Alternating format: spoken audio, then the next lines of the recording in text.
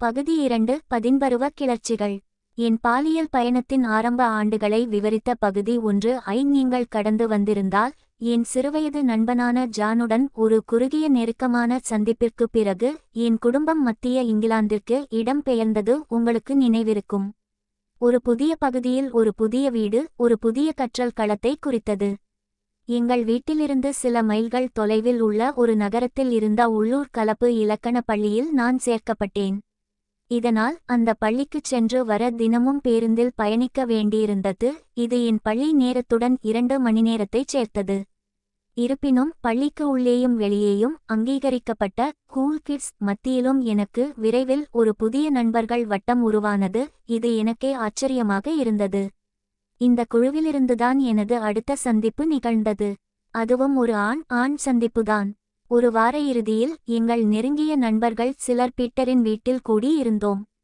அது ஒரு பெரிய, பரந்து விரிந்த வீடு. பீட்டர் தன் பெற்றோருடனும் பல அண்ணன்களுடனும் ஒரு தங்கையுடனும் அங்கே வசித்து வந்தான். அங்கே ஏராளமான அறைகளும் ஒதுக்குப்புறமான இடங்களும் இருந்தன. அன்று பெரியவர்கள் அனைவரும் வேலைக்கோ அல்லது ஓய்வுக்கோ வெளியே சென்றிருந்ததால் வீடு முழுவதும் எங்களுக்கு சுதந்திரம் இருந்தது. எங்கள் குழு துணை பிரிவுகளாக பிரிவது வழக்கம். சில ஆண் பெண் ஜோடிகள் முத்தமிடுவதற்கும் உடலை தடவுவதற்கும் அமைதியான மூலைகளை கண்டுகொண்டனர். மற்றவர்கள் மது அருந்தவோ புகையிலை அல்லது கஞ்சா புகைக்கவோ சென்றனர். நான் டாம்ஸ்குடனும் வயது வந்தோருக்கான பத்திரிகைகளின் ஒரு அடுக்கோடும் ஒரு படுக்கையறையில் இருந்தேன். நாங்கள் முன்னரே பீட்டரின் சகோதரனின் பதுக்கி வைத்திருந்தவற்றில் ஒன்றை கண்டுபிடித்திருந்தோம். அந்த பத்திரிகையில் இருந்த படங்களும் கதைகளும் வெளிப்படையாகவே எங்கள் இருவரையும் கிளர்ச்சியூட்டின. ஆனால் அடுத்து நடந்தவை என்னை மிகவும் ஆச்சரியப்படுத்தின. எந்த முன்னுரையும் இல்லாமல் டாம்ஸ் எழுந்து நின்று தன் கால்சட்டையையும் உள்ளாடையையும் கழற்றினான். அப்போது மிகவும் விரைப்பாக இருந்த அவனது ஆண்குறி வெளிப்பட்டது. அதைக் கொண்டு அவன் சுயின்பம் செய்யத் தொடங்கினான். ஜானுடனான எனது முந்தைய அனுபவத்தைப் போலல்லாமல் நான் முழு ஆடையுடன் இருந்தேன். அப்படியே இருந்தேன். ஆனால் அங்கு நடந்து கொண்டிருந்ததிலிருந்து என் கண்களை என்னால் விலக்க முடியவில்லை. டாம்ஸ் அவ்வப்போது பத்திரிகையிலிருந்து என்னை பார்த்து புன்னகைத்தான். அவன் பார்வையாளர்களை மிகவும் ரசித்தான். அவன் தொடர்ந்து வருடிக்கொண்டிருந்தான். என் கண்களை நேராக பார்த்து உச்சக்கட்டத்தை அடைந்தான். அவனது விந்து வானில் உயரமாக பீரிட்டு அவனுக்கு முன்னால் தரையில் விழுந்தது. சாதாரணமாக டாம்ஸ் தன் ஆடைகளைச் சரிசெய்து கொண்டு எதுவும் நடக்காதது போல் மீண்டும் பத்திரிகையை புரட்டத் தொடங்கினான். என்னுடைய விரைப்பும் இப்போது மிக பெரியதாகவும் வலிமிகுந்த கடினமாகவும் இருந்தது. எனக்கு என் சொந்த நிவாரணம் மிகவும் தேவைப்பட்டது. ஆனால் ஏனோ நான் என்னை வெளிப்படுத்திக் கொள்ள விரும்பவில்லை. விசித்திரமாக இருந்தது. ஏனென்றால் ஓரினச்சேர்க்கை செயல்களில் எனக்கு எந்த மனத்தடையும் இருந்ததில்லை, இப்போதும் இல்லை. ஆனால் அது சரியாகத் தோன்றவில்லை. நான் டாம்ஸ் மீது அந்த உணர்வை கொண்டிருக்கவில்லை என்றும் அப்படி ஒரு தோற்றத்தை கொடுக்க விரும்பவில்லை என்றும் நினைக்கிறேன். எப்படியோ அதிர்ஷ்டவசமாக டாம்ஸ் விரைவில் அந்த சுய இன்ப பத்திரிகைகளில் சலிப்படைந்து புகைப்பிடிப்பவர்களுடன் ஒரு சிகரெட் பிடிக்கச் சென்றான். நான் உடனடியாக குளியலறைக்குச் சென்று என்னை போட்டிக்கொண்டு என் ஆண்குறியை ஆவேசமாக தேய்த்து உச்சக்கட்டத்தை அடைந்தேன். என் விந்துவை கழிவறைக்குள் பீச்சியடித்தேன். குறைந்தபட்சம் எனக்கு பிறகு யாரும் தரையைச் சுத்தம் செய்ய வேண்டியதில்லை. டாம்ஸ் அவனுக்கு முன் இருந்த ஜானைப் போலல்லாமல் ஒரு தன்பாலின ஈர்ப்பாளன் அல்ல. அதன் பிறகு எங்கள் குழுவில் ஒரு பெண்ணுடன் உடலுறவு கொண்ட முதல் ஆள் அவனே. அதைத் தொடர்ந்து எங்களில் யாரையும் விட, குறிப்பாக என்னை விட அவனுக்கு வெற்றி விகிதம் அதிகமாக இருந்தது. நாங்கள் என் புதிய வீட்டிற்கு முதன்முதலில் குடிபெயர்ந்தபோது பக்கத்து வீட்டு பெண்ணான ஜேனட்டை அவளுடைய பெற்றோர் கிட்டத்தட்ட கட்டாயப்படுத்தி என் சகோதரி, சகோதரன் மற்றும் என்னுடன் நட்பு பாராட்ட வரச் சொல்லியிருந்தனர். ஜேனட் என்னை விட ஒரு வயது இளையவள். அதனால் என் அக்கா அவளுடன் பழகுவது நிச்சயமாக சற்றும் விரும்பத்தக்கதாக இல்லை. உண்மையைச் சொல்லப்போனால் எனக்கும் அதில் அதிக ஆர்வம் இல்லை. ஜேனட் ஒல்லியான, கருமையான கூந்தல் கொண்ட ஒரு ஆண் பிள்ளையை போன்றவள். ஆரம்பத்தில் அவள் முதிர்ச்சியற்றவளாகவும் எரிச்சலூட்டுபவளாகவும் எனக்குத் தோன்றினாள். அவள் என் இலக்கண பள்ளிக்கு பதிலாக உள்ளூர் ஒருங்கிணைந்த பள்ளியில் படித்தாள். எங்கள் அருகாமை பகுதியைச் சேர்ந்த பெரும்பாலும் அவளுடைய வயதுடைய மற்ற பெண்களைக் கொண்ட ஒரு குழுவில் அவள் இருந்தாள். ஓரிரு பையன்களும் இருந்தனர். ஆனால் அவர்களுடனும் எனக்கு அதிக நேரம் இல்லை. முன்பே குறிப்பிட்டது போல என் சொந்த பள்ளி சில மைல்கள் தொலைவில் அமைந்திருந்தது மற்றும் பரந்த மாணவர் சேர்க்கை பகுதியை கொண்டிருந்தது. எனவே என் பள்ளி நண்பர்கள் குழுவும் பரவலாக பரவியிருந்தது. பள்ளி நேரம் முடிந்த பிறகு, குறிப்பாக வார நாட்களில் அவர்களைச் சந்திப்பது எப்போதும் நடைமுறைக்கு சாத்தியமாக இருக்கவில்லை. மேலும் அவர்கள் என்னை விட தங்கள் படிப்பில் அதிக கவனம் செலுத்தியதால் பள்ளி நாட்களில் அதிகம் பழகும் பழக்கம் அவர்களுக்கு இருக்கவில்லை. இதனால் என் சந்தேகங்கள் இருந்தபோதிலும் நான் ஜேனட் மற்றும் அவளுடைய தோழிகள் குழுவுடன் அதிகமாக பழக ஆரம்பித்தேன். குறைந்தது ஒரு வருடத்திற்காவது அந்த குழுவிற்குள் இருந்த தொடர்புகள் மிகவும் அப்பாவத்தனமானவையாக இருந்தன. ஓ, கொஞ்சம் கிண்டல் இருந்தது, எப்போதாவது கலகலப்பான முத்தங்கள், மற்றும் ஒரு சிறிய மென்மையான வருடல். ஆனால் எனக்கு தெரிந்தவரை தீவிரமான உறவுகள் எதுவும் இருக்கவில்லை. அடுத்த கோடையில் குறைந்தபட்சம் எனக்கு அது மாறத் தொடங்கியது. நாங்கள் அனைவரும் உணர்ச்சி ரீதியாகவும் உடல் ரீதியாகவும் முதிர்ச்சியடைந்து கொண்டிருந்தோம். வழக்கம் போல பையன்களை விட பெண்கள் வேகமாக அந்த நிலையை அடைந்தனர். நான் மெதுவாக அவர்களை என் சொந்த வசதிக்காக சகித்துக் கொள்ள வேண்டிய ஒரு தொந்தரவாக பார்ப்பதை குறைத்து, வேகமாக மலரும் உடல்களை கொண்ட எங்களைப் போன்ற இளைஞர்களுடன் இருப்பது இனிமையான இளம் பெண்களாக பார்க்கத் தொடங்கினேன். காலப்போக்கில் சில்லறைத்தனமான பேச்சுக்கள் அதிகரித்தன. உரையாடல்கள் மேலும் வரம்பு மீறியதாக மாறின.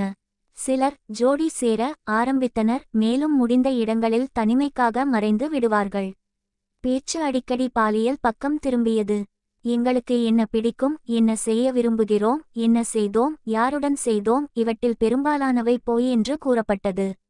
மற்றவர்களிடமிருந்து தனிப்பட்ட பள்ளி வாழ்க்கை இருந்ததால் குழுவிற்குள் என்ன நடக்கிறது என்பதை உண்மையில் அறிந்திருந்த பெரும்பாலானவர்களை விட என்னால் அதிக உளறல்களை சொல்லித் தப்பிக்க முடிந்தது. நான் அவ்வப்போது சுருக்கமான தடுமாற்றங்களில் ஈடுபட்டேன், ஆனால் நான் கூறியது போல் எதுவும் இல்லை. இருப்பினும் அந்த பொய்கள் சிலரின் ஆர்வத்தை தூண்டின. நான் இருந்ததை விட அதிக பாலியல் அனுபவம் வாய்ந்தவன் என்று அவர்கள் தவறாக நினைத்தார்கள். அது எப்படி தொடங்கியது என்று எனக்குச் சரியாக நினைவில்லை. ஆனால் ஒரு நாள் நான் ஜேனட் மற்றும் அவளுடைய பல தோழிகளுடன் அவர்களுடைய படுக்கையறைகளில் ஒன்றில் தனியாக இருந்தேன். சுருக்கமாகச் சொன்னால், ஆடை களைதல் விளையாட்டு தொடங்கியது. சில பெண்கள் விரைவில் உள்ளாடைகளுடன் இருந்தனர். அது எனக்கு மிகுந்த கிளர்ச்சியை ஏற்படுத்தியது.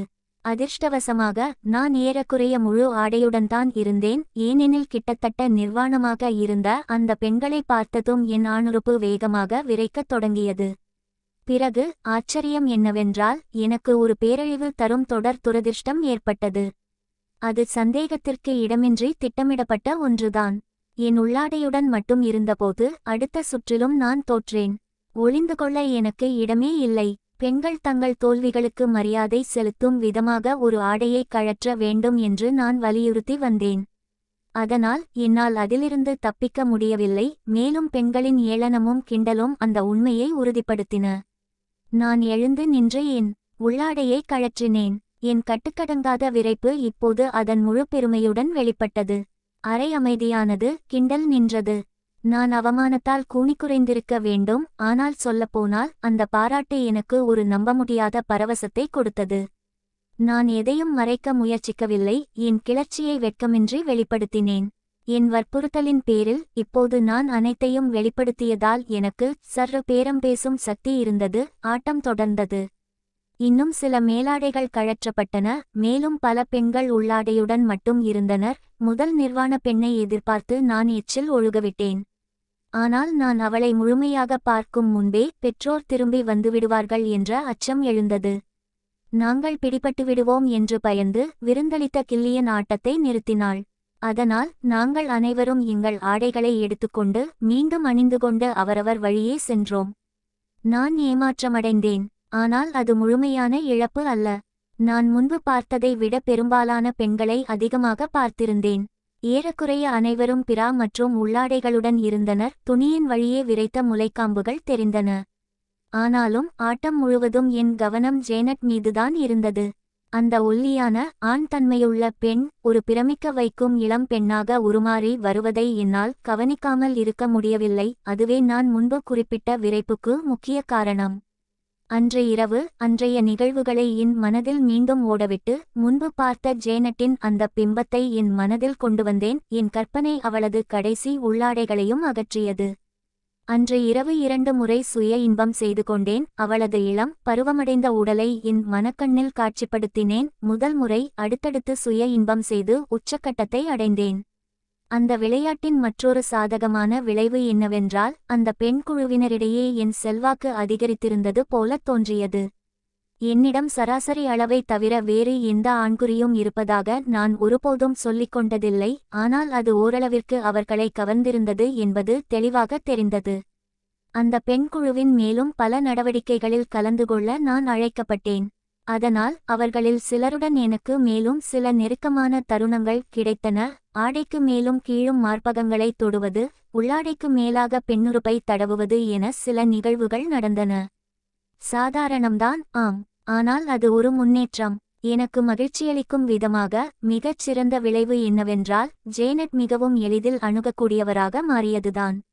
எங்களுக்குள் இன்னும் எந்த உடல்ரீதியான தொடர்பும் ஏற்படவில்லை, ஆனால் எங்களுக்கு இடையேயான உறவுமுறை மாறியிருந்தது. நாங்கள் குழுவிற்குள் மிகவும் நெருக்கமானோம், மேலும் நாங்கள் இருவரும் தனியாகவும் அதிகமாக பழக ஆரம்பித்தோம். நாங்கள் அருகருகே வசித்தோம், குறிப்பாக எங்கள் பெற்றோர் வேலைக்குச் சென்றிருக்கும்போது ஒருவருக்கொருவர் தோட்டங்களிலோ அல்லது வீடுகளிலோ அடிக்கடி சந்திப்போம். ஆரம்பத்தில் நாங்கள் இருவரும் மிகவும் ஒதுங்கியே இருந்தோம். வளர்ந்து வரும் எங்கள் நட்பை கெடுத்துவிடுவோமோ என்ற பயத்தில் அதிகமாக வற்புறுத்த அஞ்சினோம். இருப்பினும் தவிர்க்க முடியாமல் அந்த ஆடை களைதல் விளையாட்டு பற்றிய விஷயம் இறுதியில் உரையாடலில் வந்தது. நடந்தது எனக்கு நினைவிருந்ததா? நான் எப்படி மறக்க முடியும்? நான் பயந்தேனா? முதலில் ஆம். ஆனால் அந்த பெண்கள் முன்னால் நிர்வாணமாகவும் விரைப்பாகவும் இருந்ததை நான் இரகசியமாக ரசித்தேன் என்று ஒப்புக்கொண்டேன். ஜேனட்டிற்கு ஆண் உடன்பிறப்புகள் இல்லை, ஒரு மூத்த சகோதரி மட்டுமே இருந்தாள். அவளுடைய பெற்றோர் மிகவும் கண்டிப்பானவர்கள், அதனால் அவள் பார்த்த முதல் விரைத்த ஆண்குறி என்னுடையதுதான் என்று அவள் சொன்னபோது எனக்கு பெரிய ஆச்சரியம் எதுவும் இல்லை. 1970கள், அதனால் இணையம் இல்லை, ஆபாச படங்கள் இல்லை, பென்ஹவுஸ், மேஃபேர், ஃபீஸ்டா போன்ற சில ஆண்களுக்கான பத்திரிகைகளை தவிர. அவற்றில் நிறைய மார்பகங்களும் அந்தரங்க முடிகளும் மற்றும் மிகவும் மோசமான ஏர்பிரஷிங் இருந்தன, ஆனால் வேறு எதுவும் பெரிதாக இல்லை, விரைத்த ஆண்குறிகளே இல்லை. அந்த நாட்களில் பாலியல் கல்வியும் கிட்டத்தட்ட இல்லை என்றே சொல்லலாம். நன்கு பயன்படுத்தப்பட்ட பாடப்புத்தகங்களில் சில உடற்கூறியல் வரைபடங்களும் மருத்துவ உரைகளும் மட்டுமே இருந்தன. எனது விரைப்பை பார்த்தது சில விஷயங்களை புரிந்துகொள்ள உதவியதாக ஜேனட் சொன்னாள், ஆனால் அவளுக்கு இன்னும் ஆண் உடற்கூறியல் பற்றி அதிகம் தெரியாது என்றும் கூறினாள். அடுத்து என்ன வரப்போகிறது என்று எனக்கு தெரியும். எனது ஆண்குறியை மீண்டும் அவளை பார்க்க அனுமதிப்பேனா? ஏனோ அதை பற்றி யோசிக்க வேண்டும் என்று சொன்னேன். நான் யாரை ஏமாற்றிக் கொண்டிருந்தேன்? அவளுக்காக மீண்டும் என் உபகரணங்களை வெளியே எடுக்க என்னால் காத்திருக்க முடியவில்லை, ஆனால் நான் அவளை சற்று சீண்ட விரும்பினேன். 2 நாட்கள் கழித்து எங்கள் பெற்றோரும் உடன்பிறப்புகளும் ஒரே நேரத்தில் வெளியே சென்றிருந்ததால் அந்த நாள் முழுவதும் எங்களுக்கே சொந்தமாக இருந்தது. குழுவைச் சந்திக்கும் நம்பிக்கையில் நாங்கள் காலையில் ஒரு உள்ளூர் பூங்காவிற்கு மிதிவண்டியில் சென்றோம், ஆனால் எங்கள் நண்பர்கள் யாரும் அங்கு இல்லை. அதனால் தனியாக நாங்கள் பிட்ச் அண்ட் புட் கோல்ஃப் விளையாடிவிட்டு பிறகு என் வீட்டில் எங்களுக்காக வைக்கப்பட்டிருந்த மதிய உணவை சாப்பிட மிதிவண்டியில் திரும்பி வந்தோம். நாங்கள் முடித்த பிறகு ஜேனட் சற்று பதற்றமடைந்தாள், அவளுடைய வழக்கமான பேச்சும் அடங்கியது. அவள் மனதில் என்ன இருக்கிறது என்று எனக்கு துல்லியமாக தெரியும், ஆனால் நான் ஒரு அயோக்கியனைப் போல நடித்து அந்த பெரிய விஷயத்தை தவிர்த்தேன். கடைசியில் அவள் தைரியத்தை வரவழைத்துக் கொண்டாள். அவள் கேட்டதை பற்றி நான் யோசித்திருந்தேனா? அவளுடைய கோரிக்கைக்கு ஒப்புக்கொள்வதற்கு முன் இன்னும் சிறிது நேரம் அவளைச் சம்மதிக்க வைத்தேன், ஆனால் அது கண்டிப்பாக எங்கள் இருவருக்கும் இடையில் மட்டுமே இருக்க வேண்டும் என்று வலியுறுத்தினேன். குழுவில் உள்ள வேறு யாரிடமும், குறிப்பாக அவளுடைய தோழிகளிடம் இதை பற்றி உளரக்கூடாது. அவள் ஒப்புக்கொண்டாள். நாங்கள் மாடிக்குச் சென்று என் படுக்கையறைக்குச் சென்றோம். அது உண்மையில் கண்டிப்பாக தடை செய்யப்பட்ட இடம்தான், ஆனால் இந்த வெளிப்பாட்டிற்கு அதுவே சரியான இடமாக தோன்றியது. ஜேனட் என் மேசைக்கு எதிரே கட்டிலின் ஓரத்தில் அமர்ந்தாள். நான் மிகவும் கூச்சமடைந்து என் கால் சட்டையையும் உள்ளாடையையும் கழற்றுவதற்காக திரும்பி ஜேனட்டுக்கு எதிரே மேசையின் ஓரத்தில் அமர்ந்தேன். நாங்கள் சில கணங்கள் அமைதியாக அமர்ந்திருந்தோம். நான் ஜேனட்டையே உற்று பார்த்து கொண்டிருந்தேன். அவள் என் அந்தரங்க உறுப்பையே உற்று பார்த்து கொண்டிருந்தாள். பிறகு கேள்விகள் தொடங்கின. அது ஏன் மென்மையாக இருக்கிறது? அது எதனால் கடினமாகிறது? உனக்கு எப்போது அங்கே முடி வந்தது? விருத்தசேதனம் என்றால் என்ன? உனக்கு ஏன் விருத்தசேதனம் செய்யப்படவில்லை? உன் விரைகளை காட்டு. நானே உடற்கூறியலில் ஒரு நிபுணர் இல்லை, ஆனால் என் உடலை பற்றி எனக்கு தெரியும். என் விரைகளை நன்றாக காட்டுவதற்காக என் ஆண்குறியை உயர்த்தினேன். ஆண்குறியின் நுனியையும் சிறுநீர்க்குழாயையும் காட்டுவதற்காக என் நுனித்தோலை பின்னுக்கு இழுத்து விருத்தசேதனத்தின் காரணம் மற்றும் செயல்முறை பற்றி எனக்கு தெரிந்ததை விளக்கினேன். ஜேனட்டின் ஆழ்ந்த கவனம் என் இடுப்பு பகுதியில் இருந்ததாலும் அவளுக்காக நான் என்னை நானே வருடிக்கொண்டிருந்தபோது என் தொடுதலாலும் நான் மெதுவாக வளர்ந்து கொண்டிருந்தேன். விரைவில் என் ஆண்குறி பாறை போல கடினமாகி நுனித்தோல் பின்னுக்கு இழுக்கப்பட்டு நுனி வீங்கி வலிமிகுந்த துடிப்புடன் இருந்தது.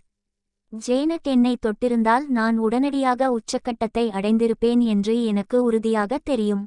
ஆனால் அந்த இன்பம் மற்றொரு நாளுக்கானது. அடுத்து என்ன நடக்க வேண்டும் என்று நான் விரும்பினேன் என்பதை புரிந்துகொள்ள நீங்கள் மென்சா உறுப்பினராக இருக்க வேண்டியதில்லை. நான் என்னுடையதை காட்டிவிட்டேன், நீ உன்னுடையதை காட்டு என்ற பழைய வசனத்தை பயன்படுத்த வேண்டிய நேரம் இது. நான் அதைச் செய்தேன். அது ஜேனட்டை என்னை ஆராய்வதிலிருந்து தன்னை விடுவித்துக்கொள்ள வைத்தது. அவள் தடுமாறி ஒரு பீட்ரூட் போல முகம் சிவந்து பிறகு மறுத்தாள். நான் அவளை ஏற்கெனவே வெறும் உள்ளாடையில் பார்த்திருக்கிறேன் என்றும் அதுமட்டுமல்லாமல் அவளுக்காகவே நான் இன்னும் அங்கே வெறித்தனமாக நின்று கொண்டிருக்கிறேன் என்றும் அவளுக்கு நினைவூட்டினேன். நியாயம்தான். மேலும் தாமதித்த பிறகு ஜேனட் இறுதியாக ஒரு பெண் சார்ந்த விஷயம் காரணமாக தன்னால் அப்போது தனது ஜீன்ஸையும் உள்ளாடையையும் கழற்ற முடியாது என்று கூறினாள். அவளுடைய மேலாடையை நான் ஏற்றுக்கொள்வேனா? நிச்சயமாக. ஒன்றுமில்லாமல் இருப்பதை விட அதுவே மேல்.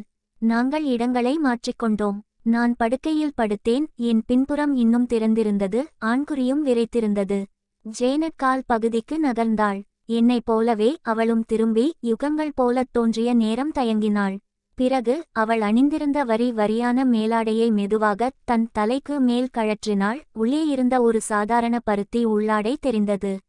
நான் மூச்சை பிடித்து கொண்டிருந்தேன். சீக்கிரம் முடியுங்கள் என்று அவளிடம் கத்த வேண்டும் போல துடித்து கொண்டிருந்தேன். ஆனால் நான் அவளை தூண்டினால் எல்லாம் முடிந்துவிடும் என்று எப்படியோ எனக்கு தெரிந்தது. மெதுவாக, மிக மெதுவாக ஜேனட் உள்ளாடையின் பட்டைகளை தன் தோள்களிலிருந்து நழுவவிட்டாள்.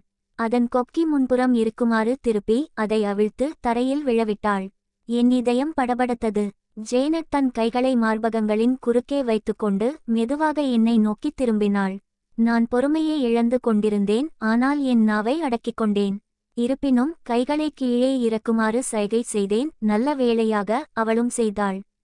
ஜேனட் முதலில் ஒரு கையையும் பிறகு மற்றொன்றையும் கீழே இறக்கினாள். இறுதியாக தன் மார்பகங்களை எனக்குக் காட்டினாள். தாய் சகோதரி அல்லாதவர்களின் மார்பகங்களை நான் நேரில் பார்த்த முதல் முறை அவை அற்புதமாக இருந்தன. குறைந்தபட்சம் எனக்கு அப்படித்தான் தோன்றியது. அவை பெரியவை அல்ல. ஜேனட்டின் கூற்றுப்படி ஒரு பெரிய கப் அளவுதான். ஆனால் அவளுடைய மெலிந்த உடலுக்கு அவை கச்சிதமாக பொருந்தின. அவை உறுதியாகவும் கம்பீரமாகவும் துருத்திக்கொண்டு நின்றன. குறையற்ற வெண்ணிறச் சதை, சிறிய காம்புகளின் நுனிகளுடன் நாணயம் அளவுள்ள இளஞ்சிவப்பு காம்பு வட்டங்களின் மையத்தில் அமைந்திருந்தது. உள்ளுணர்வின்படி ஜேனட் தன் கைகளை உயர்த்தி தன் மார்பகங்களை உள்ளங்கைகளால் ஏந்தி தடவினாள். இதனால் காம்புகள் சிறிய செர்ரிப் பழங்களைப் போல இறுகின. எனக்கு பேச்சே வரவில்லை. அவற்றை என் கைகளால் பிடித்துக்கொள்ள மிகவும் ஆசைப்பட்டேன். ஆனால் இருந்த இடத்திலேயே உறைந்து போனேன். என் ஆண்குறி நான் இதுவரை அறிந்ததை விட மிகவும் விரைப்பாக இருந்தது. அது தானாகவே துடித்தது. அதைத் தொடாமலேயே நான் விந்து வெளியேற்றும் தருவாயில் இருந்தேன். ஆனால் எப்படியோ சமாளித்துக் கொண்டேன்.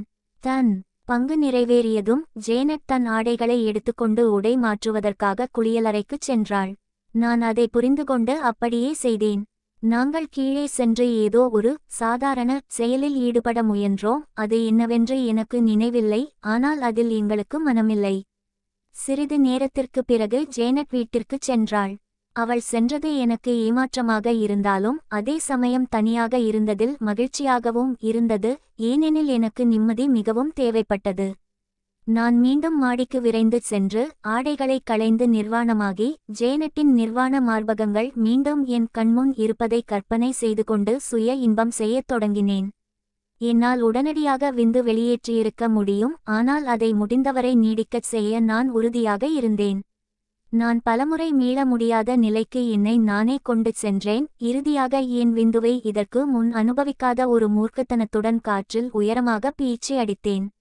அது என் வயிறு, மார்பு மற்றும் முகத்தில் விழுந்து எனக்கு விந்தின் முதல் சுவையை கொடுத்தது. ஜேனட்டும் சுய இன்பம் செய்யச் சென்றிருப்பாளோ என்று நான் யோசித்தேன்.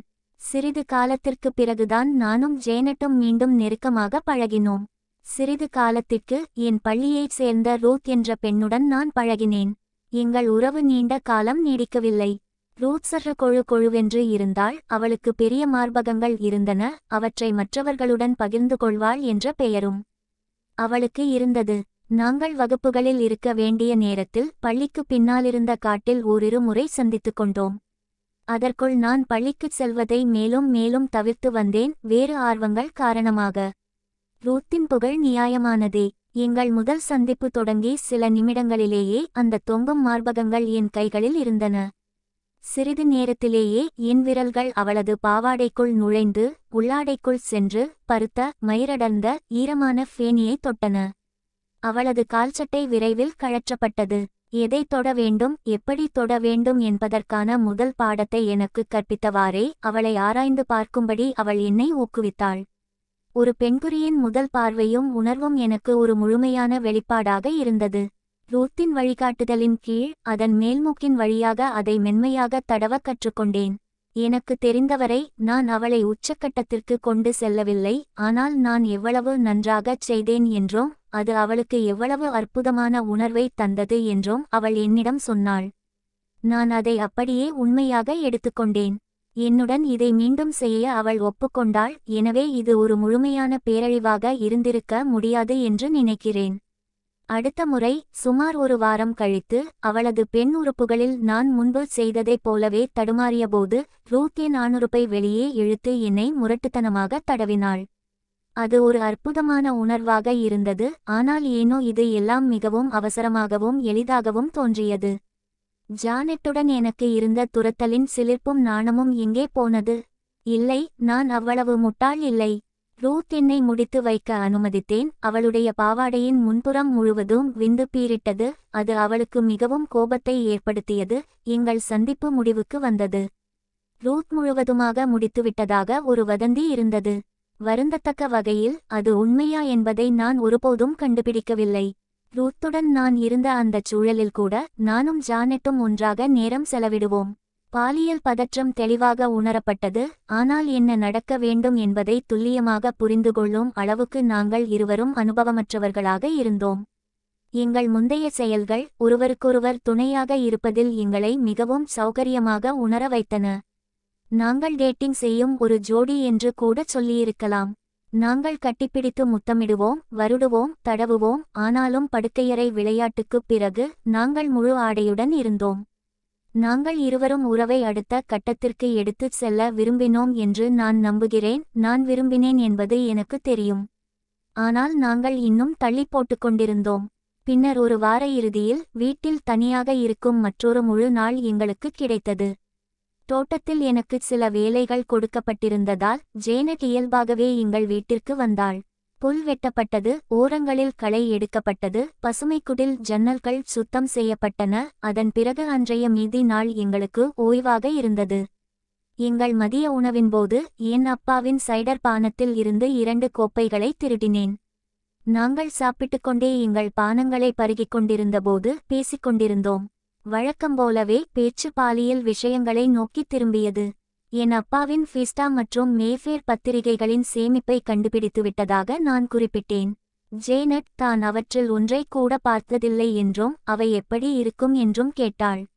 மதியம் முழுவதும் எங்களுக்குச் சொந்தமாக இருந்தது. ஏன் முயற்சி செய்யக்கூடாது என்று நான் நினைத்தேன். நான் என் அப்பாவின் அலமாரிக்குச் சென்று நன்கு பயன்படுத்தப்பட்ட உயர்தர இதழ்களில் 2ஐ தேர்ந்தெடுத்து கீழே கொண்டு வந்தேன். நாங்கள் சமையலறை மேசையில் அமர்ந்த ஒன்றாக இதழ்களை புரட்டத் தொடங்கினோம். எனக்கு அந்த படங்கள் பிடித்திருந்தன. இன்றைய தரத்தின்படி அவை மிகவும் அடக்கமாக இருந்தாலும் எனக்குள் ஒருவித கிளர்ச்சியை ஏற்படுத்தின. ஜேனட் சில புகைப்படத் தொகுப்புகளை பார்த்து கொண்டே அதில் இருந்த தோரணைகள், தன்னுடன் ஒப்பிடும்போது மார்பகங்களின் அளவு மற்றும் பல மாடல்களின் அந்தரங்க முடிகள் எவ்வளவு அடர்த்தியாக இருந்தன என்பது பற்றி அவ்வப்போது கருத்துக்களைச் சொன்னாள். 70கள் நினைவிருக்கிறதா? அவளுடையதை பற்றி நான் கேட்டபோது அது அவ்வளவு அடர்த்தியாக இல்லை என்று சொன்னாள். ஓ, அதை நானே தெரிந்து கொள்ள மிகவும் ஆவலாக இருந்தேன். அந்த முடிகளின் வழியே அவர்களின் பெண்குறியை தெளிவாக பார்க்கவே முடியாது என்றும் அவள் குறிப்பிட்டாள். அது எனக்கு சற்று ஆச்சரியத்தை அளித்தது. அவளும் அவளுடைய தோழிகளும் தங்களையும் ஒருவரையொருவரையும் விரிவாக ஆராய்ந்ததாக ஒப்புக்கொண்டாள். அந்த விஷயத்தில் அவள் என்னை விட ஒரு படி மேலே இருந்தாள். ஆனால் ஒரு முழு வளர்ச்சி அடைந்த பெண்ணின் பெண்குறியை அவள் ஒருபோதும் விரிவாக பார்த்ததில்லை என்றும் சொன்னாள். அது எங்களுக்குள் ஒரு பொதுவான விஷயம்தான். ஆனாலும் ஜேனட்டை மிகவும் கவர்ந்தது அந்த கதைகளும் கடிதங்களும்தான். உண்மையில் நான் அந்த இரண்டையும் அவ்வளவாக கவனித்ததில்லை. நிர்வாண பெண்களின் படங்களை பார்த்து இன்பம் அடைவதையே விரும்பினேன். ஆனால் நாங்கள் சமையலறை மேசையில் அமர்ந்து ஒன்றாக சில கதைகளை படித்தோம். ஒரு கதையில் ஒரு பெண்ணுடனான திருப்தியற்ற சந்திப்பிற்கு பிறகு ஒரு பையன் தனியாக சுயின்பம் செய்வதை பற்றிய விவரம் இருந்தது. அந்த உணர்வு எனக்கு தெரியும். ஜேனட் குழப்பத்துடன் பார்த்தாள். ஆனால் பெண்கள்தான் தங்களை தாங்களே தேய்த்துக் கொள்கிறார்கள், பையன்கள் செய்வதில்லை, அப்படித்தானே என்று அவள் கேட்டாள். அவளது அறியாமை என்னை ஆச்சரியப்படுத்தியது. நிச்சயமாக நாங்கள் செய்வோம் என்று நான் பதிலளித்தேன். அதை எப்படிச் செய்வது? ஒரு பையனுக்குச் செய்வது போலவேதான், ஆனால் எங்கள் சொந்த கைகளை பயன்படுத்தி. நான் ஒரு பையனுக்கு அப்படிச் செய்ததே இல்லை. விழுங்கு, இது ஒரு சிறந்த வாய்ப்பாக இருக்கலாம். ஊடுருவும் பாலுறவு என்ற கருத்தை ஜேனட் நன்கு அறிந்திருந்தாள் என்பது எனக்கு தெரியும். பெண்ணுறுப்பில் ஆணுறுப்பின் அசைவு விந்து வெளியேற்றத்திற்கும் கர்ப்பத்திற்கும் வழிவகுக்கும் என்பது அவளுக்கு தெரியும். ஒரு ஆண் வேறு வழிகளிலும் விந்து வெளியேற்ற முடியும் என்பதை அவள் உணரவில்லை என்பது எனக்கு தோன்றியிருக்காது. ஆகவே ஒரு பெண்ணுறுப்பிற்குள் ஆணுறுப்பு உள்ளேயும் வெளியேயும் செல்லும் உணர்வை என் கையாலோ அல்லது வேறொருவரின் கையாலோ மேலும் கீழும் தேய்ப்பதன் மூலம் ஓரளவிற்கு போலியாக உருவாக்க முடியும் என்று விளக்கினேன். நான் அவளுக்கு காட்டுவேனா? அடடா, பேரம் பேச வேண்டியிருந்தது. எனக்கு தெரியும், நான் ஒரு முட்டாள்தான். ஆம், நான் அவளுக்கு காட்டுவேன். ஆனால் எனக்கு தேவையான தூண்டுதலை கொடுக்க அவள் குறைந்தபட்சம் தன் ஆடைகளையாவது கழற்ற வேண்டும். சிறிது வற்புறுத்தலுக்குப் பிறகு ஜேனட் ஒப்புக்கொண்டாள். ஆனால் இங்கே சமையலறையில் வேண்டாம். எனக்குச் சரிதான். நாங்கள் மேசையிலிருந்த பத்திரிகைகளை அகற்றிவிட்டு மீண்டும் எனது தடை செய்யப்பட்ட படுக்கையறையை நோக்கிச் சென்றோம். நான் தயக்கமின்றி நிர்வாணமாகி கட்டிலின் தலைப்பகுதியில் சாய்ந்து செயலுக்கு தயாரானேன். ஜேனட் மிகவும் தயங்கினாள். மெதுவாக அவள் தனது மேலாடையையும் ஜீன்ஸையும் கழற்றிவிட்டு பிரா மற்றும் உள்ளாடையுடன் என்னை நோக்கித் திரும்பி கெஞ்சும் பார்வைகளை வீசினாள். நான் மனம் தளரப் போவதில்லை. தொடருமாறு அவளுக்கு சைகை காட்டினேன். அவள் திரும்பி தனது பிராவை கழற்றிவிட்டு மீண்டும் திரும்பி தனது மார்பகங்களை காட்டினாள். அவை வளர்ந்திருந்தன என்று நான் உறுதியாக நம்பினேன்.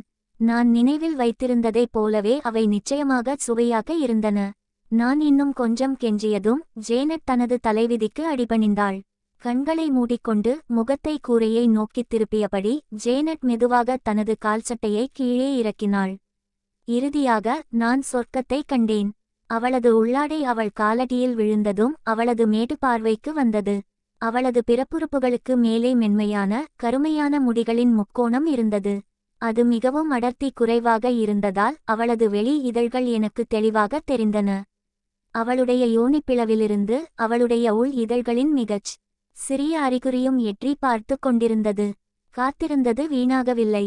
நான் நாகரிகத்திற்கு மீறிய மௌனத்தில் அவளையே உற்று பார்த்து கொண்டிருந்தேன். ஆனால் நாகரிகம் எல்லாம் ஒரு பொருட்டல்ல. ஜேனட் மெதுவாக தன் தலையை குனிந்து கண்களை திறந்தாள். என் பார்வையின் திசையையும் என் பாறை போன்ற கடினமான ஆண்குறியையும் கண்டாள். அவள் புன்னகைத்து சிறு சிரிப்பு சிரித்தாள். கூச்சத்தின் தடை உடைக்கப்பட்டது. சுய இன்பம் காண அவள் என்னை கிளர்ச்சியடையச் செய்ய வேண்டும் என்று நான் ஜேனட்டிடம் சொல்லியிருந்தேன். இப்போது நான் முழுமையாக கிளர்ச்சியடைந்திருந்தேன். அதனால் என் நோக்கம் நிறைவேறியது. ஜேனட் படுக்கையின் ஓரமாக நகர்ந்து தன் கால்களை தரையில் வைத்து அமர்ந்தாள். அவள் அமர்ந்திருந்த நிலை அவளுடைய பிட்டத்தை என்னிடமிருந்து பெரும்பாலும் மறைத்தது. ஆனால் அவளுடைய எடுப்பான மார்பகங்கள் அழகாக தெரிந்தன. அவளுடைய முலைக்காம்புகள் கடினமாகவும் பெருமையாகவும் இருந்தன. அவள் எனக்கு தலையசைத்தாள். நான் தொடங்குவதற்கான சமிக்ஞை அது. எனக்கு எந்த தூண்டுதலும் தேவையில்லை. நான் என் கால்களை சற்று விரித்து துடித்துக் கொண்டிருந்த என் ஆண்குறியை உறுதியாக பிடித்து மெதுவாக தடவ ஆரம்பித்தேன். சுய இன்பம் காணும்போது என் ஆண்குறியை உயரமாக பிடித்து என் நுனித்தோலை முன்னும் பின்னுமாக நகர்த்துவது எனக்கு பிடிக்கும். ஒவ்வொரு தடவலும் என் விரைத்த ஆண்குறியின் நுனியை வெளிப்படுத்தியது, பின்னர் மறைத்தது. ஜேனட் அமைதியாக அமர்ந்திருந்தாள். அவளது கண்கள் என் ஆண்குறியிலேயே பதிந்திருந்தன. அவ்வப்போது தன் உதடுகளை நக்கினாள். எனக்கு ஆச்சரியமாக சுமார் 10 நிமிடங்களுக்குப் பிறகும் என் பிடியை மாற்றி என் நிலையையும் வேகத்தையும் சரிசெய்தும் என்னால் உச்சத்தை அடைய முடியவில்லை. நான் தடவுவதை நிறுத்தி ஜேனட்டின் கண்களை பார்த்து, அவள் வெறுமனே என்னை பார்த்து கொண்டிருக்கும் இந்த விசித்திரமான சூழ்நிலைதான் என்னை தடுக்கிறது என்று சொன்னேன். அவளும் என்னுடன் சேர்ந்து செய்தால் மட்டுமே என்னால் தொடர முடியும் என்று நினைத்தேன்.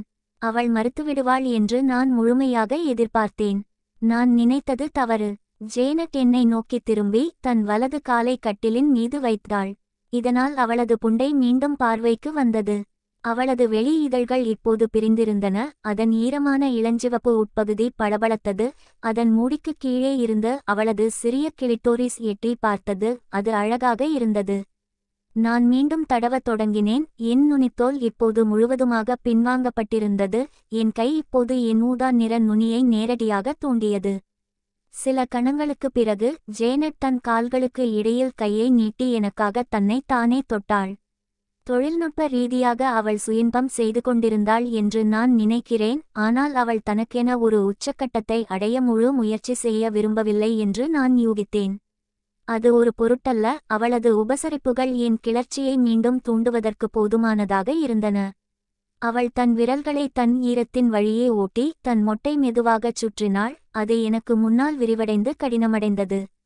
ஆனாலும் என் கண்கள் அவளது புண்டையின் மீது நிலைத்திருந்ததைப் போலவே அவளது கண்கள் என் ஆண்குறியிலிருந்து விலகவே இல்லை. நான் என் உச்சக்கட்டத்தை நோக்கி நகர்வதை என்னால் உணர முடிந்தது. நான் மீண்டும் ஒருமுறை என் அதிர்ஷ்டத்தை முயற்சி செய்ய முடிவு செய்தேன். ஜேனட்டிடம் பொறுப்பை ஏற்றுக்கொண்டு என்னை முடித்து வைக்கும்படி கேட்டேன். அவள் தயங்கினாள். பிறகு, இந்த முறை வேண்டாம் என்று என்னிடம் சொன்னாள்.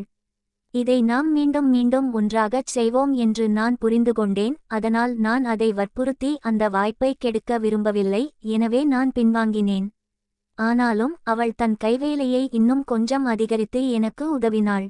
அவள் ஒரு கையால் தன் உள் இதழ்களை விரித்து தன் யோனி திறப்பை எனக்குக் காட்டினாள். அதே நேரத்தில் மற்றொரு கையால் தன் முலைக்காம்புகளை கிள்ளி இழுத்தாள்.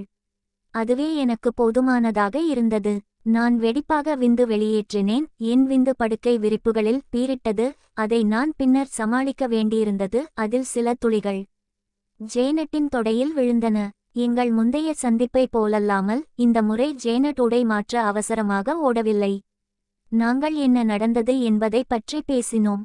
என்னை பார்ப்பது மிகவும் அருமையாக இருந்ததாக ஜேனட் என்னிடம் சொன்னாள். அதிலிருந்து அவள் நிறைய கற்றுக்கொண்டாள். அது எனக்குச் சரியா? எப்படி இல்லாமல் இருக்க முடியும்? நாங்கள் பேசிக்கொண்டிருந்தபோது ஜேனட் சும்மா என் விந்துவை தன் காலில் மசாஜ் செய்தாள். அவ்வப்போது தன் யூனியை வருடினாள். பின்னர், இது ஒரு பேரழிவாக முடிந்திருக்குமோ என்று நான் கவலைப்பட்டேன். கையிலிருந்து விந்தணுவை உடலுக்குள் செலுத்துவதன் மூலம் உண்மையில் கருத்தரிக்க முடியுமா என்று எனக்கு துல்லியமாகத் தெரியாது. ஆனால் அந்த எண்ணம் என்னை மிகவும் பயமுறுத்தியது. சில வாரங்களுக்குப் பிறகு அந்த கவலை தாங்க முடியாத அளவுக்கு அதிகமானது. எனது கவலைகளை நான் ஜேனட்டிடம் பகிர்ந்து கொண்டேன். ஆனால் அவள் என் பயத்தை போக்கினாள். அவளுக்கு திட்டமிட்டபடி மாதவிடாய் வந்திருந்தது. இறுதியாக நாங்கள் உடை அணிந்து அறையைச் சுத்தம் செய்து கொண்டோம். நாங்கள் முத்தமிட்டு விடை பெற்றோம். ஜேனட் வீட்டிற்கு புறப்பட்டாள். என் அப்பா மறைத்து வைத்திருந்த இடத்தில் பத்திரிகைகளை திருப்பிக் கொடுக்க நான் கிட்டத்தட்ட மறந்துவிட்டேன். ஆனால் அதிர்ஷ்டவசமாக அவர்கள் வீட்டு வாசலுக்கு வந்து கொண்டிருந்தபோது சரியான நேரத்தில் எனக்கு நினைவுக்கு வந்தது. அந்த பத்திரிகைகள் ஜேனட்டிற்கு ஒரு வெறியாகவே மாறிவிட்டன. கிடைக்கும் ஒவ்வொரு வாய்ப்பிலும் அவற்றை வெளியே எடுத்து படிக்குமாறு அவள் எங்களிடம் கேட்பாள். என் அப்பாவின் சேகரம் தீர்ந்து போனபோது புதிய பத்திரிகைகளை வாங்குமாறு அவள் என்னிடம் பேசி சம்மதிக்க வைத்தாள். அந்த மோசமான பின் தெருவில் இருந்த செய்தித்தாள் கடைக்குள் நான் முதன்முறை நுழைந்து மேல் அலமாரியை நோக்கிச் சென்றபோது பயத்தில் உறைந்து போனேன். கவுண்டருக்கு பின்னால் இருந்த அந்த ஆள் என் பணத்தை வாங்கும்போது என்னை ஒருமுறை கூட திரும்பி பார்க்கவில்லை. நான் அதை பற்றி புகார் செய்யவில்லை. குறிப்பாக வாசகர்களின் கடிதங்கள் ஜானெட்டை இந்த விளையாட்டில் தொடர்ந்து ஈடுபட வைத்தன. அவளது கூச்சம் வெல்லப்பட்டதால் அவள் இப்போது என்னுடன் மகிழ்ச்சியாக நிர்வாணமாக இருப்பாள். அதுவும் என் படுக்கையறையில் மட்டுமல்ல, திரும்பி பார்க்கையில் அவளுடைய வீடும் பெரும்பாலும் என்னுடையதைப் போலவே காலியாக இருந்தபோதிலும் நாங்கள் அவளுடைய படுக்கையறையிலும் எதுவும் செய்ததில்லை. உண்மையில் அந்த நேரத்தில் அவளுடைய பெற்றோர் பெரும்பாலான வார இறுதிகளில் வெளியூர் சென்றிருந்தனர். விசித்திரமாக இருந்தது. எங்கள் குடியிருப்பு பகுதியிலிருந்து சில மைல்கள் தொலைவில் ஏவன் நதிக்கரையில் ஒரு ஒதுக்குப்புறமான இடம் இருந்தது. அங்கு 11 வயதினர் நீந்தவும் முத்தமிடவும் உடலுறவு கொள்ளவும் செல்வார்கள். வெயில் நாட்களில் நாங்கள் எங்கள் மிதிவண்டிகளில் அங்கு செல்வோம். அந்த இடம் எங்களுக்கு மட்டுமே சொந்தமாக இருந்தால் அது அடிக்கடி நடக்கும். இது எங்கள் சுய இன்ப நடவடிக்கைகளுக்கான மற்றொரு இடமாக மாறியது. முதலில் நாங்கள் எங்கள் பரஸ்பர சுய தூண்டலை மீண்டும் மீண்டும் செய்தோம். நாங்கள் இருவரும் இப்போது ஒருவர் மற்றவர் சுய இன்பம் செய்வதை பார்ப்பதில் சௌகரியமாக இருந்தோம். நான் விந்து வெளியேற்றுவதை பார்க்க ஜானெட்டுக்கு பிடித்திருந்தது. மேலும் அந்த முதல் முறையைப் போலல்லாமல் இப்போது அவள் முழுமையாக தன்னை ஈடுபடுத்திக் கொள்வாள். பெரும்பாலும் தானும் சுய இன்பம் செய்து உச்சக்கட்டத்தை அடைவாள். இருப்பினும் நாங்கள் ஒருவரையொருவர் நெருக்கமாக தொட்டுக்கொள்ளவில்லை. ஆனால் இங்கே அந்த புல் நிறைந்த கரையில்தான் அந்த மைல்கல்லும் எட்டப்பட்டது. ஜானெட் பார்ப்பதை எவ்வளவு விரும்பினாளோ அதே அளவு நான் அவளுக்காக நடிப்பதை விரும்பினேன். அந்த ஒரு சந்தர்ப்பத்தில் நாங்கள் ஆற்றங்கரையில் அருகருகே அமர்ந்திருந்தோம். அவள் தன் மார்பகங்களை எனக்கு காட்ட நான் அவளுக்காக என் ஆண்குறியை மெதுவாக சுயின்பம் செய்து கொண்டிருந்தேன். திடீரென்று எதிர்பாராத விதமாக ஜானெட் கேட்டாள், நான் உன்னை தொடலாமா? உன் ஆண்குறியைச் சொல்கிறேன். அந்த கோரிக்கையால் நான் ஆச்சரியப்பட்டாலும் பேரானந்தம் அடைந்தேன். கடந்த சில மாதங்களாக நான் இதற்காகத்தான் காத்து கொண்டிருந்தேன். கடந்த காலங்களில் பலமுறை ஜானெட்டிடம் என்னைச் செய் என்று கேட்டிருக்கிறேன். ஆனால் அவள் எப்போதும் மறுத்துவிடுவாள். இப்போது வேண்டாம், ஒருவேளை வேறு ஒரு சமயம், விரைவில் என்பதுதான் அவளது வழமையான பதில். ஆனால் இப்போது அந்த நேரம் வந்துவிட்டது போல் தோன்றியது. அதற்கு காரணம் என்னவென்று எனக்கு தெரியவில்லை. ஆனால் இந்த முறை அவளே முன்முயற்சி எடுத்திருந்தாள். இந்த வாய்ப்பை நான் வீணாக்கப் போவதில்லை. என் இதயம் படபடக்க என் ஆண்குறியின் மீதான பிடியை நானே தளர்த்தி வாய் வறண்டு மூச்சை அடக்கிக் கொண்டு ஜானெட்டுக்கு என் சம்மதத்தை தலையசைத்து தெரிவித்தேன். தயக்கத்துடன் அவள் தன் வலது கையை தன் உடலுக்கு குறுக்கே நீட்டி மெதுவாக, மிகவும் மெதுவாக என் ஆண்குறியின் மீது ஒரு விரலை ஓட்டினாள். ஒரு ஆணுறுப்பை அவள் தொட்டது அதுவே முதல் முறை என்று பின்னர் என்னிடம் கூறினாள். அவள் தொட்டதும் நான் கட்டுக்கடங்காமல் நடுங்கி மூச்சை பிளந்தேன். முதல் தொடுதலே நிகழ்ந்ததும் தன் சாதனையை எண்ணி புன்னகைத்த ஜேனட் மேலும் துணிச்சலாகி என் பிறப்புறுப்புகளை தடவ ஆரம்பித்தாள். முதலில் மிகவும் மெதுவாக, பிறகு நான் பரவாயில்லை என்று உறுதியளித்ததும் இன்னும் கடினமாக, இறுதியாக தன் மூடிய உள்ளங்கையில் சுயின்பம் செய்பவர்களுக்கே உரிய அந்த பெட்டியில் என்னை உறுதியாக பற்றிக்கொண்டாள். வழக்கம் போல அதற்குள் நான் பாறை போல விரைத்து விமோசனத்திற்காக தவித்துக் கொண்டிருந்தேன். ஜேனட்டின் சிறிய கையை என் கைக்குள் அடக்கிக் கொண்டு என் ஆண்குறியின் நுனித்தோலை மேலும் கீழும் தடவத் தொடங்குமாறு அவளை ஊக்குவித்தேன். நான் ஆரம்பித்த அந்த தாளத்திற்கும் நுட்பத்திற்கும் அவள் விரைவில் பழகிவிட்டாள். நான் என் கையை எடுத்துவிட்டு அவளை தனியாகச் செயல்பட விட்டேன். நான் சொர்க்கத்தில் இருந்தேன். ரூத்திடம் இருந்து அந்த ஹேண்ட் ஜாப் வாங்கி வெகு நாட்களாகியிருந்தது. மேலும் ஜேனட் இன்னும் கற்றுக்கொண்டிருந்தாலும் அவளுடைய தொடுதல் ஏற்கனவே அவளை விட மிகவும் சிறப்பாக இருந்தது. அவள் அதிக நம்பிக்கை பெற்றபோது அந்த சிறிய தயக்கமும் பிடியையும் நுட்பத்தையும் வைத்து அவள் செய்த சோதனைகளும் கிளர்ச்சியூட்டுவதாகவும் மிகுந்த தூண்டுதலாகவும் இருந்தன. அந்த முதல் முறை என்னால் நீண்ட நேரம் தாக்குப்பிடிக்க முடியாது என்று தோன்றியது. காலம் கடந்து போவதற்குள் இந்த தொடுதலிலிருந்து அதிகபட்ச இன்பத்தை பெற விரும்பிய நான் ஜேனட்டைச் சுற்றி என் கையை நீட்டி அவளுடைய நிர்வாண மார்பகத்தை உறுதியாக பற்றினேன். அவள் எதிர்ப்பு தெரிவிப்பாள் என்று நான் ஓரளவு எதிர்பார்த்தேன். ஆனால் எந்த எதிர்ப்பும் வரவில்லை. அதனால் நான் என் மற்றொரு கையை உள்ளே நகர்த்தி அவளுடைய சிறிய, கடினமாகும் முலைக்காம்புகளில் கவனம் செலுத்தி இரண்டையும் மசாஜ் செய்யத் தொடங்கினேன். என் தொடுதலில் அவள் மெதுவாக முனகினாள். அதனால் நான் தொடர்ந்தேன். கணித்தபடியே நான் மிக விரைவில் உச்சத்தை நெருங்கிவிட்டேன். நான் விந்து வெளியேற்றப் போகிறேன் என்று அவளிடம் சொன்னால் அவள் தடவுவதை நிறுத்திவிடுவாள் என்று பயந்தேன். அதனால் நான் அமைதியாக இருந்தேன். ஆனாலும் நான் கவலைப்பட்டிருக்க தேவையில்லை என்று நினைக்கிறேன். நான் சுயின்பம் செய்வதை ஜேனட் பலமுறை பார்த்திருந்தாள். என் உடல் அசைவுகளிலிருந்து நான் விந்து வெளியேற்ற தயாராகிவிட்டேன் என்பதை அவள் உணர்ந்திருக்க வேண்டும். அவள் என்னிடம் "செய் டைட்டஸ், செய்" என்று சொல்லி தன் வேகத்தை அதிகரித்தாள். அவளது கைமுட்டி இப்போது ஒரு நொடியில் மேலும் கீழும் பறந்தது. இனிமேல் அடக்க முடியாமல் நான் விந்து வெளியேற்றினேன். அது ஜேனட்டிடமிருந்து ஒரு வெற்றி கூச்சலை வரவழைத்தது. நான் உச்சக்கட்டத்தை அடையும்போது அவள் என் ஆண்குறியை தொடர்ந்து குத்திக் கொண்டிருக்க என் விந்துவை வானில் உயரமாக பீச்சியடித்தேன். அது நம்ப முடியாததாக இருந்தது. எங்களுக்கு இடையேயான மற்றொரு தடை இப்போது நீங்கியிருந்தது. ஜேனட் இப்போது எனக்கு தவறாமல் சுயின்பம் செய்து பெரும்பாலான சமயங்களில் என்னை உச்சக்கட்டத்திற்கு கொண்டு வந்து, சில சமயங்களில் அவளது நிர்வாண உடலில் என்னை உச்சக்கட்டத்திற்கு கொண்டு வந்து முடிப்பாள். அது பேரின்பமாக இருந்தது. நானும் விரைவில் அவளுக்கு அதைச் செய்வேன். அவளது பிளவை மேலும் கீழும் தேய்ப்பேன். அவளது யோனிக்குள் என் விரல்களைச் செருகி அவள் வழிகாட்டுதலின்படி அவள் முதன்முதலில் எனக்காக சுயின்பம் செய்தபோது செய்தது போல அவளது கிளிட்டோரிஸை சுற்றி சிறிய வட்டங்களை ஓட்டுவேன். என் தொடுதலுக்கு அவள் மிகவும் ஈரமானாள், மேலும் சரியான சத்தங்களை எழுப்புவாள். ஆனால் உண்மையைச் சொல்லப்போனால் அப்படிச் செய்து நான் அவளை உச்சக்கட்டத்திற்கு கொண்டு வந்தேனா என்பது எனக்கு உறுதியாக தெரியவில்லை. ஆனாலும் சுயநலமாக நான் ஒருபோதும் கேட்கவில்லை. ஓரிரு முறை எங்கள் உடல்கள் பின்னி பிணைந்து நாங்கள் ஒருவரையொருவர் கையால் தூண்டிக்கொண்டிருந்தபோது என் ஆணுறுப்பு அவளுடைய ஈரமான அழைக்கும் புண்டைக்கு மிக அருகில் இருந்த சமயத்தில் தவிர்க்க முடியாத அந்த கேள்வியை நான் கேட்டேன். நாம் புணரப்போகிறோமா? ஜேனட் தனக்கு அது வேண்டும் என்றும் காலப்போக்கில் நாம் அதைச் செய்வோம் என்றும், ஆனால் அவள் இன்னும் தயாராக இல்லை என்றும் சொன்னாள். பத்திரிகை கட்டுரைகளில் அது அடிக்கடி இடம்பெற்றிருந்தபோதிலும் ஏனோ எங்கள் இருவரில் யாருமே வாய்வழி புணர்ச்சி என்ற எண்ணத்தை எழுப்பவில்லை. ஒரு இழந்த வாய்ப்பு, அதற்காக நான் இன்றும் மிகவும் வருந்துகிறேன். இருப்பினும் ஒரு புதிய செயல்பாடு எங்கள் பட்டியலில் நுழைந்தது. எங்கள் நீச்சல் பயணங்களில் ஒன்றின்போது வழியில் செய்தித்தாள் கடையில் நிறுத்தினோம், நான் ஃபீஸ்டாவின் சமீபத்திய பிரதியை வாங்குவதற்காக. ஆற்றங்கரையில் ஒரு விரைவான நீச்சலுக்குப் பிறகு நாங்கள் அந்த பத்திரிகையை திறந்து வாசகர்களின் மனைவிகள் பக்கத்தை பார்த்தோம். அது எப்போதும் ஒரு நல்ல சிரிப்பை தரும். அதன் பிறகு கடிதங்களை பார்க்கச் சென்றோம். படங்களில் இருந்த சில மனைவிகள் மிகவும் கவர்ச்சியாகவும் செக்ஸியாகவும் இருந்தனர். மற்றவர்களோ குறைந்தபட்சம் என் வயது பையனுக்கு வயதானவர்களாகவும் குண்டாகவும் மட்டுமே தெரிந்தனர். அது ஒன்றும் மோசமான விஷயம் அல்ல என்பதை அனுபவம் எனக்கு உணர்த்துவதற்கு பல ஆண்டுகள் ஆனது. ஜேனட் தான் இன்னும் உடலுறவுக்கு தயாராக இல்லை என்றாலும் எனது விரைத்த ஆணுறுப்பு அங்கே இருந்தால் எப்படி இருக்கும் என்று அடிக்கடி யோசிப்பதாக ஒப்புக்கொண்டாள். அதனால் யோனியில் சறுக்குதல் பற்றி விவரிக்கும் ஒரு கடிதம் அவளது ஆர்வத்தை உடனடியாக தூண்டியது. ஜேனட் அந்த கடிதத்தை மீண்டும் படித்துவிட்டு இது உண்மையான புணர்ச்சிக்கு ஒரு சுவாரஸ்யமான முன்னோடியாக இருக்கலாம் என்றும் இதை முயற்சி செய்ய விரும்புவதாகவும் அறிவித்தாள்.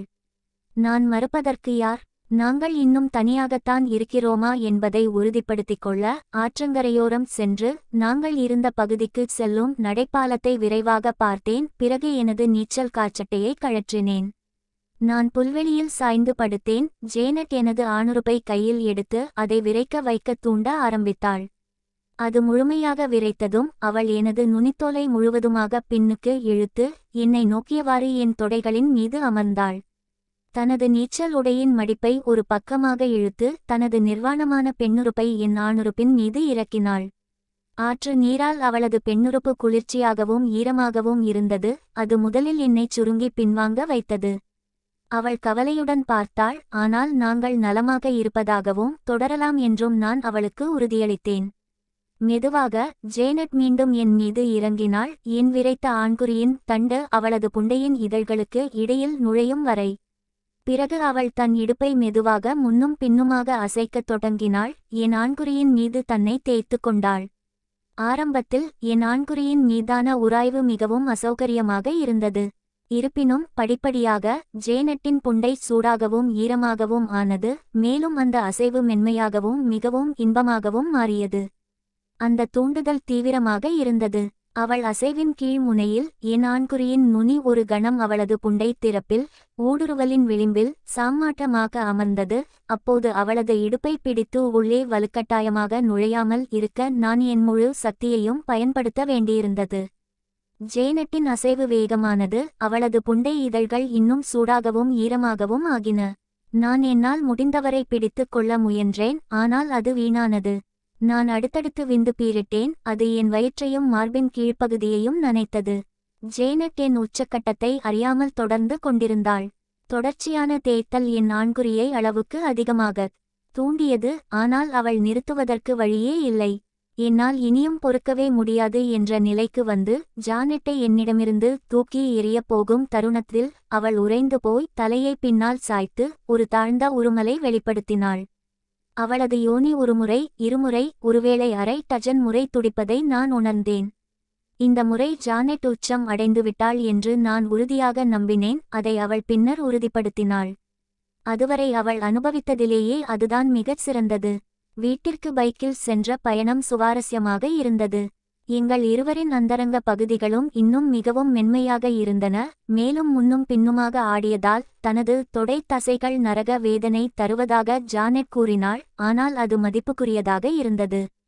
ஓ விதியே, நீ ஒரு இரக்கமற்ற பேய் என்று நான் சொன்னதை வேறு வார்த்தைகளில் சொல்வதானால், நாங்கள் இந்த உறவை தொடர வேண்டுமானால் முழுமையான உடலுறவு கொள்வது மட்டுமே ஒரே வழி என்ற நிலைக்கு வந்துவிட்டோம் என்று நான் உறுதியாக நம்பினேன்.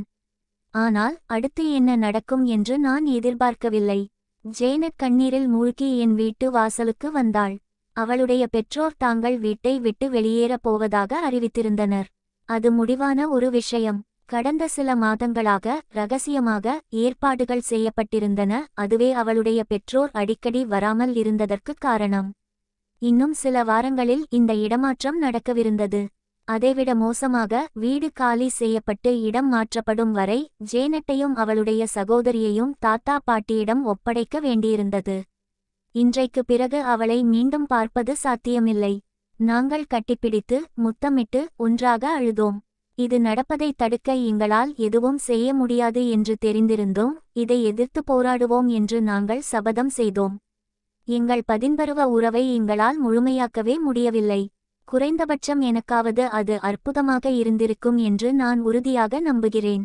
நானும் விரைவில் கிளம்பவிருந்ததால் ஜேனட் சென்றது ஒரு சம்பிரதாயமான விஷயமாகிவிட்டது. எனது லெவல் தேர்வு முடிவுகள் வந்தன. என் பள்ளி பாடங்களில் எனக்கு இருந்த ஆர்வமின்மையும் சந்தேகத்திற்கு இடமின்றி என் பாலியல் பயணத்தின் மீது செலுத்தப்பட்ட அதீத கவனமும் பெரும்பாலான பாடங்களில் முழுமையான தோல்விகளையே பரிசாக அளித்தன. நான் தேர்ந்தெடுத்த தொழில் பாதை தவிர்க்க முடியாமல் எனக்கு மூடப்பட்டது. அதாவது லெவல் தேர்வுக்கு பிறகு பல்கலைக்கழகம். அல்லது இன்னும் சரியாகச் சொன்னால், என் பெற்றோர் நான் தேர்ந்தெடுக்க விரும்பிய தொழில் பாதை. நான் எப்போதுமே ஆயுத படைகளில் சேர வேண்டும் என்ற ஆசையுடன், ஏதேனும் ஒரு பொறியியல் அதிகாரியாக ஆக வேண்டும் என்ற இலட்சியத்துடன் இருந்தேன். இப்போது இழப்பதற்கு எதுவும் இல்லாத நிலையில் நான் ஆள்சேர்ப்பு செயல்முறையில் நுழைந்தேன். தொடர்ச்சியான திறனறி தேர்வுகள், குழு மற்றும் தனிநபர் செய்முறை பயிற்சிகள் மற்றும் எண்ணற்ற நேர்காணல்கள் என் பள்ளித் தேர்வு முடிவுகளை விட எனக்கு அதிக ஆற்றல் இருப்பதை வெளிப்படுத்தின. மிகச் சிறிய வித்தியாசத்தில் நான் தப்பிப் பிழைத்தேன். நான் கடுமையான நுழைவு தகுதிகளை ஏறக்குறைய பூர்த்தி செய்து மின்னணுவியல் பொறியியல் பயிற்சித் திட்டத்தில் ஒரு இடம் எனக்கு வழங்கப்பட்டது. சில வார அடிப்படை பயிற்சி அல்லது சிலர் அறிந்தபடி பூட்கேம்ப், அதைத் தொடர்ந்து ஒரு வருட தீவிர ஆரம்ப தொழில்நுட்ப பயிற்சி. அதன் பிறகு ஒரு இளநிலை பொறியாளராக எனது முதல் பிரிவில் சேர்ந்து களத்தில் எனது பயிற்சியின் அடுத்த கட்டத்தை நிறைவு செய்தேன். நான் எதிர்பார்த்திருந்த அதிகாரி பதவிக்கான பாதை அல்ல, மாறாக நன்கு மதிக்கப்படும், நல்ல சம்பளம் தரும் ஒரு பொறியியல் சிறப்பு படிப்பு. அதனுடன் விரைவான பதவி உயர்வுக்கான வாய்ப்புகளும். என் லட்சியங்களுக்கு மிகவும் முக்கியமாக, நான் கடினமாக உழைத்தால் எதிர்காலத்தில் அதிகாரி பதவி பெறும் சாத்தியமும் இருந்தன. நான் அந்த வாய்ப்பை ஏற்றுக்கொண்டேன், உறுதிமொழி எடுத்துக்கொண்டேன். இன்னும் கன்னித்தன்மையுடன் ஓரிரு மாதங்களில் என் பயிற்சியை தொடங்கவிருந்தேன். உங்களுக்கு இந்த கதை பிடித்திருந்தால்